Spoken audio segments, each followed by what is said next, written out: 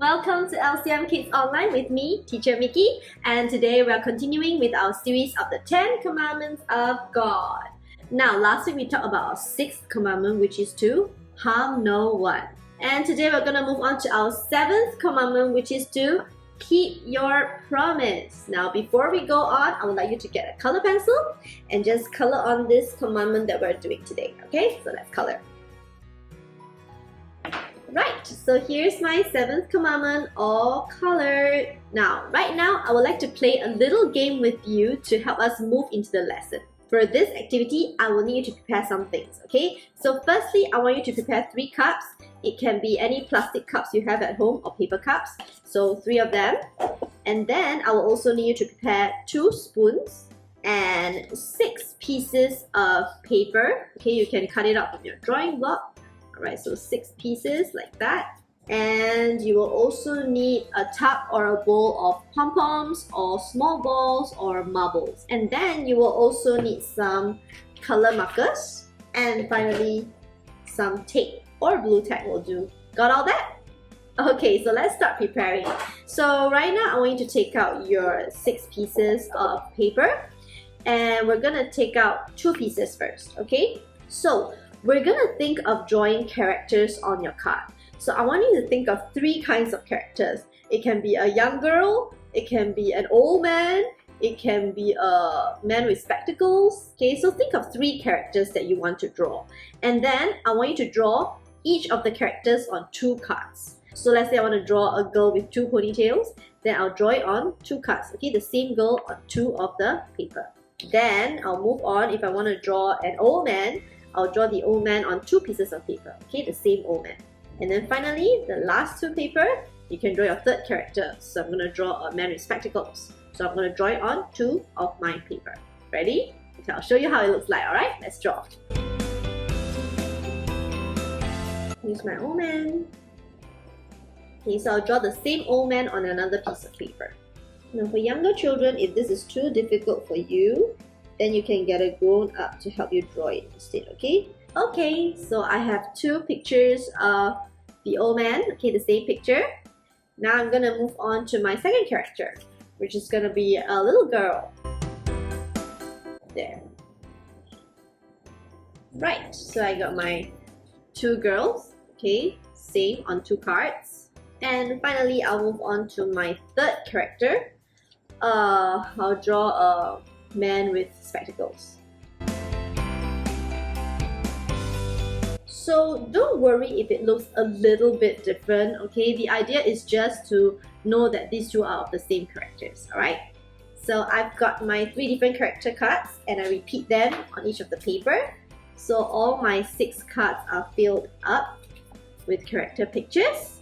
Now what you're gonna do is you're gonna take out 1 set of your characters, okay? So I have my old man, my man with spectacles, and my little girl. Okay, take out 1 set of them and you're going to stick each of this character onto your cup. Okay, whether it's your plastic cup or paper cup, get your blue tack or your tape and just stick it up to your cup. Okay, so when you stick it, make sure your cup is facing up. Okay, so the hole is at the top and then you paste it like that. Okay, so let's start pasting. Okay, so once you stick your 3 character cards to your cups, you're going to have the other 3 cards, right? So these cards will be held on by the Game Master. Okay, the Game Master will be holding on to these 3 cards. And what you need to do is to arrange these 3 cups at the end of the room. And then you can have 2 players. Each player will hold on to a spoon. Now they will stand at the other side of the room, okay, away from these 3 cups. And right where they stand, they will have this tub or the bowl of pom-poms or marbles or small balls that you have. So place it at the other end of the room where the players are. And what happens is, the Game Master will hold the 3 character cards facing down. And each of the players will have to pick a card. Okay, so let's say I picked this one. And I got the old man. So what I have to do as a player is to take my spoon, and when the Game Master says start, I will scoop up a pom-pom and I will slowly walk to my cup where the old man character card is. Okay, so which one is the old man? Is it this one? No. Is it this one? No. How about this? Yes. So I go over to the cup with the old man character and I drop my pom-pom in. So what happens is each player will have their own character card to drop the pom-poms to. So you're basically passing the pom-pom to your partner, okay, your character partner. Now if any pom-poms drop on the way, then you have to leave it on the floor, you can't pick it up anymore, and you have to go back to the starting line to pick another pom-pom. The game master will have 1 minute timer on, and after 1 minute, everybody stops. Whoever has the most amount of pom-poms or balls or marbles in their character cup is the winner. So, are you ready to get scooping? Pick up your spoon and let's go!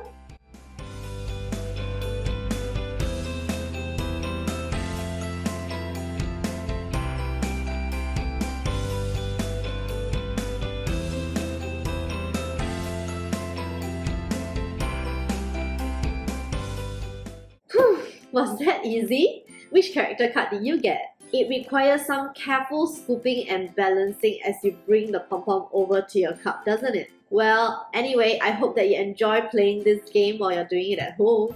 Now, let us go to God's Word, shall we? Today, we're talking about the 7th commandment, and it can be found in Exodus 20, verse 14. I will read it in small parts, and you will repeat after me. Alright? Let's read. You shall not commit adultery. Let's read it one more time. You shall not commit adultery. Now, in today's Bible verse, there are 2 big words that we just read. The first word is commit. Commit. And the second word is adultery. Adultery. Now, what does commit mean? Commit means to carry out or to do something. So the commandment tells us that you shall not do adultery. Well, what does adultery mean? Now, over here, I have some pictures and you will tell me what you see, okay? Now, what do you see over here? It's a picture of a married couple, right? A man and a woman, and they're at a wedding. And this too, this is what we call a marriage. When a man and a woman makes a promise with God that they will love each other and stay with each other as husband and wife. And normally for weddings, after they make the promise, they will exchange wedding rings. So this is where they wear it on each other's finger. Now, marriage is a very special relationship that God has made between a man and a woman. It is where they make a promise to God to be faithful to each other. And we learn that faithfulness is a fruit of the Spirit, right? So being faithful in a marriage means finding love and affection from each other and not finding it from someone else. It means to stay true and one-hearted to one person. And that is why it is important when a man and a woman take a vow in front of God to make that promise in a wedding. Now, who are the people in your life that are married and have made that promise to be faithful to each other as well? It could be your parents, your auntie and uncles, your grandparents, or the couples that you see in church. Now, God tells us in this commandment today that we should not break this promise once we have made it. Now, how do you break this promise? When you start to find love from someone else other than your husband and your wife. And this is what it means by adultery. This makes God upset because we have made a promise to be faithful to one person and yet we do not keep to our word. This is where we have cheated. And that is why the commandment today, to simplify it for you, we also call it to keep your promise. Now, of course, you're all very young children and you might feel that this doesn't relate to you. Like, I'm not gonna get married anytime soon. These are all grown-up stuff. But this commandment actually wants us to learn something very important, and that is being faithful. And learning about faithfulness should start young when we learn how to keep our promises. So why is it important to keep our promises and not to cheat? Because number one, it trains our faithfulness to God. Now, if we can be faithful in the little things, then we can be faithful in the big things that God calls us to do. So as we're being faithful in the little things that we do every day, like waking up on time to go to school, doing our homework, packing our toys when we promise that we will pack it after we play, or helping out at home, these are all little lessons to help us grow in our faithfulness in the things that we do and in God. And next time, when Satan tries to distract us away from God, we will not be so easily drawn away. Now, the second reason why we should keep our promises and not cheat is because then people will not break their trust in us. Now, let's say you keep lying and lying and lying. Next time when you tell someone something, do you think they will still believe you? I don't think they will trust you as much, right? Now, as we are young and we are learning how to keep to our promises and be faithful, like let's say our friend tells us something and asks us to keep it a secret, we really keep to it. Or promising someone to help them with something and really help them through. So these are all the little ways that we build trust with the people around us. And when we keep to what we say, people will gradually see how reliable we are and they will have faith and trust in us. And then when we share to them about God, about Jesus next time, or how God leads us in our lives, then they will listen and be more drawn to know about our God. Number 3, the reason why we should keep our promises and not cheat is so that Satan cannot accuse us. Now, Satan is the king of accusing. Accusing means saying things that make you feel lousy and telling you you're bad and you're mean. Now, when a person breaks a promise or cheats, not only do they break the trust with another person and hurt the other person, they themselves will also feel guilty, feel bad, they may not feel any peace in their hearts. This is where Satan will come into our hearts and into our minds to accuse us, saying, "See, you're so wrong, you're so lousy, how can you do something like that? People must dislike you now." Now this will make you feel very down and you cannot seem to turn to God when that happens because you feel shameful and not good enough. So let us not leave a chance for Satan to make us feel this way. Now above are all the reasons why God tells us it's important to keep our promise and not cheat. But, sometimes we are weak, right? And sometimes we may be in a situation where we may have broken a promise before. Like let's say to our friend or to our parent or to our teacher or whoever it is. Now, does it mean God doesn't love us anymore and He will leave us? No. Now we must remember that God's commandments is a set of guides for us to lead a joyful life as a child of God. But if we break it, God's love continues to guide us on. But we must turn to Him. That's the important thing. We must turn back to God. Now today, I would like to share with you a story to help you understand this better. And this story is from none other than our very own King David. Now, King David has his glorious moment when he fought the giant Goliath by his faith alone in God. And he also had many wonderful stories about how he relied on God and trusted God. However, there was an incident that showed his weakness as well. Here it goes. Now, in spring, David sent his army to fight a battle while he chose to stay at home in Jerusalem. One evening, David walked around the roof of the palace and saw a very beautiful woman washing up. David sent someone to find out who she was. He was told that this lady is called Bathsheba, and she is the wife of Uriah, the Hittite, who was away fighting in David's army. David sent messages to get Bathsheba over. When she arrived, he told her that he was in love with her, and they got together. A while later, David got a message from Bathsheba, and Bathsheba said, "I'm pregnant with your child." David then had a plan in his mind. He wrote a letter to Joab with an order. "Put Uriah out in the front, where the fight is the fiercest. Then withdraw from him, so that he will be struck down and die." So David planned to kill Uriah. Joab obeyed the order. He put Uriah at the front, where the strongest defenders of the enemies will be. Several of Joab's soldiers were killed, and Uriah was one of them. He was being shot by arrows. When Bathsheba heard that her husband had died, she mourned for him, and after she mourned, David brought Bathsheba back to his house, and he made Bathsheba his wife. Bathsheba bore him a son. But David's action of killing Uriah and causing Bathsheba to commit adultery greatly displeased the Lord. So the Lord sent Prophet Nathan to talk to David. Prophet Nathan told David, "What you have done is evil in God's eyes. This is what the Lord says to you. I have anointed you as the king over Israel, and I delivered you from Saul. I gave your master's house and wives. I gave you all Israel and Judah, and I would have even given you more. But why do you disobey me and do such evil? You murdered Uriah and took his wife to be your own. From now on, bloodshed shall never depart from your family, says the Lord. David cried, I have sinned against the Lord. Then Nathan replied, the Lord has taken away your sin because you have turned back to him. You are not going to die, but because you have disobeyed the Lord, the son born to you will die.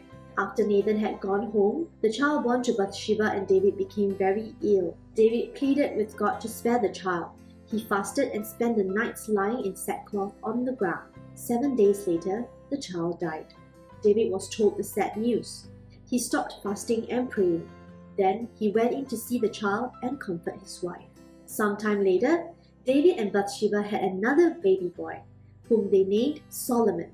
The Lord loved him and sent word through Nathan the prophet to bless him with the name Jedediah, meaning friend of God. Solomon grew up to be the next king of Israel.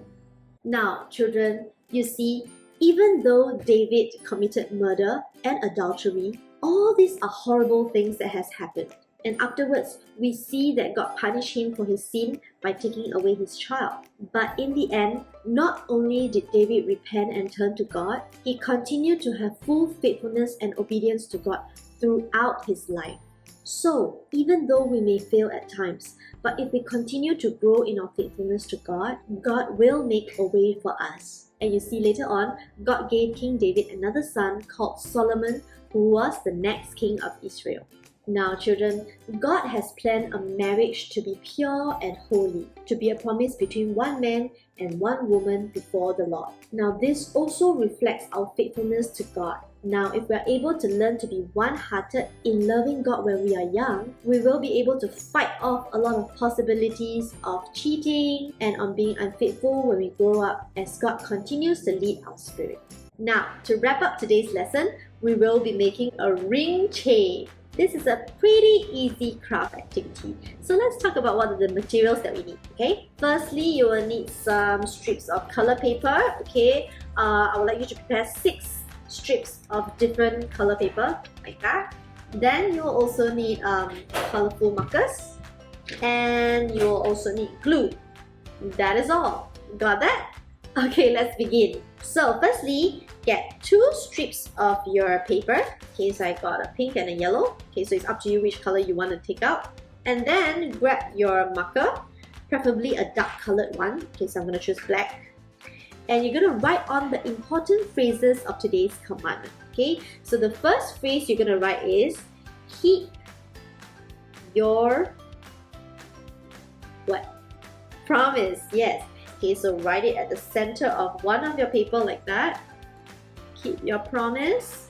And then on the other strip, you're going to write, be faithful. Okay, so these are the key phrases of today's lesson. So once you're done with that, okay, these 2, you can go on to use the rest of your color markers to design and decorate your strips. Okay, so you can draw zigzag lines or stripes or curly wavy lines or polka dots. It's up to you. Alright, you can even draw a man and a woman, or you can even draw 2 rings, 2 wedding rings. Alright, so let's start designing.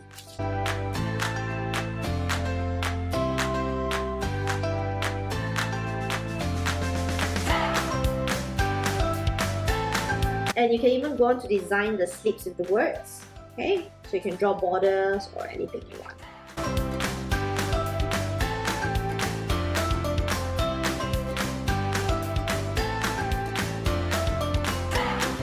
So once you're done designing all your 6 strips of paper, we are going to start making our chain. So how do you make it? Grab your 2 paper slips with the words on it, and you're going to also get your glue. So we're going to make our very first ring. Okay, so how do you make a ring? Basically, just apply glue at the end of the strip here. Okay, so I'm going to apply glue here like that. And then you're gonna bend your strip around, okay, to make a round shape, a circle shape.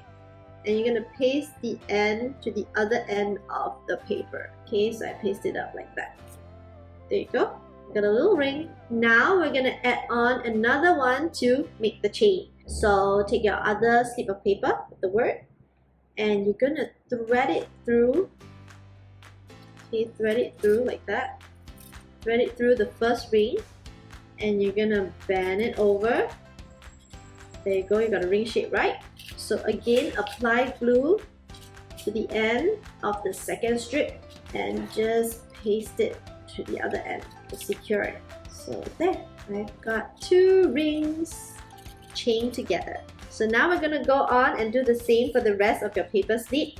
So I have 2 now, right? For the other 2 slip, you can maybe make 2 rings on this side, and the other 2, you can make another 2 rings on the other side. Okay, so your wordings are right in the middle of the chain. Let's do it. Okay, so I'm done with the ring chain with today's important messages of keeping your promise and be faithful. Now you can hang this up anywhere, maybe in your room, at the doorknob, or even at your window. So I'm gonna go and see where I can hang this up now. Next week we'll be moving on to our 8th commandment. So see you then. Take care and bye-bye.